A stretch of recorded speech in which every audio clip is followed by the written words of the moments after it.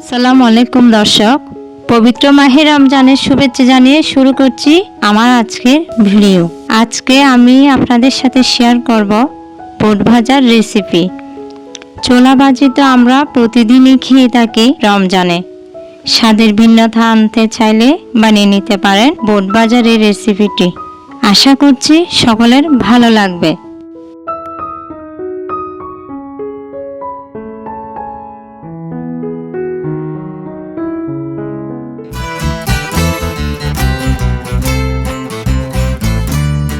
এখানে আমি 500 গ্রাম বুট নিয়ে নিয়েছি। প্রায় 12 ঘন্টা মতো ভিজিয়ে রেখেছি পানিতে।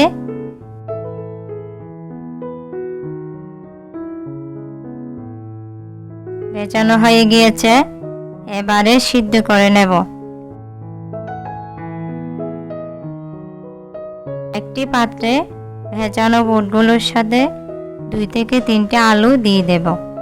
এবারে পরিমাণ মতো পানি দিয়ে সিদ্ধ করার জন্য চুলায় বসিয়ে দেব।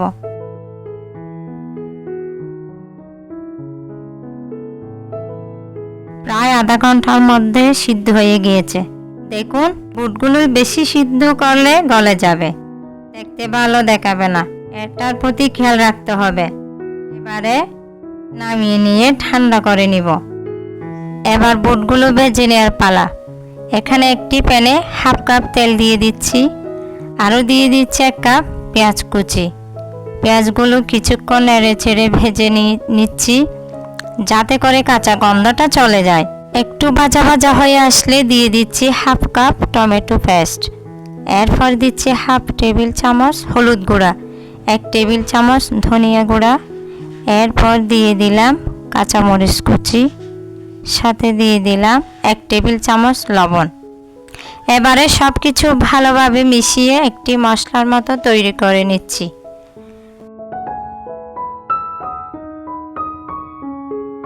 ভালোভাবে কষিয়ে নামিয়ে নিচ্ছি। এবারে আর একটি প্যানে 2 টেবিল চামচ তেল দিয়ে দিচ্ছি। এখন দিয়ে দিচ্ছি 1 টেবিল চামচ আদা বাটা ও 1 টেবিল চামচ রসুন বাটা। এগুলোকে ভালোভাবে কষিয়ে নিব, কাঁচা গন্ধ যাতে চলে যায়।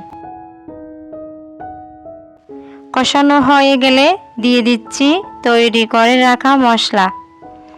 এখন সব কিছু ভালোভাবে নেড়ে চেড়ে মিশিয়ে নিব।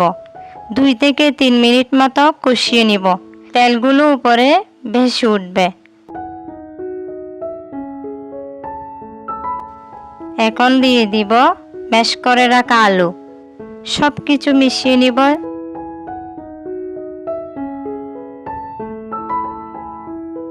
চাইলে হালকা পানিও দিতে পারেন।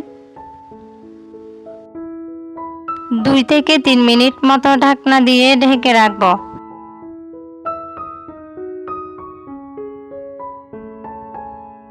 ঢাকনা তুলে দিয়ে দিব সিদ্ধ করে রাখা বুটগুলো। এরপর সব কিছু ভালোভাবে নেড়ে ছেড়ে মিশিয়ে নিব।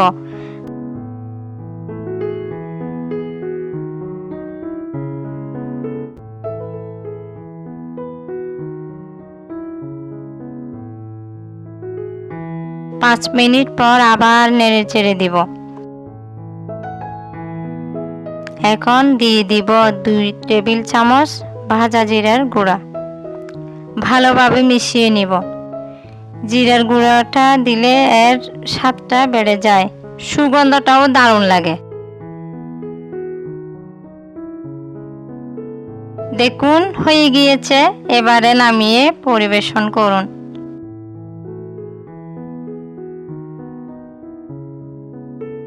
পুদিনা পাতা, ধনে পাতা ও লেবু কুচি দিয়ে। আজ এ পর্যন্ত। আল্লাহ হাফেজ।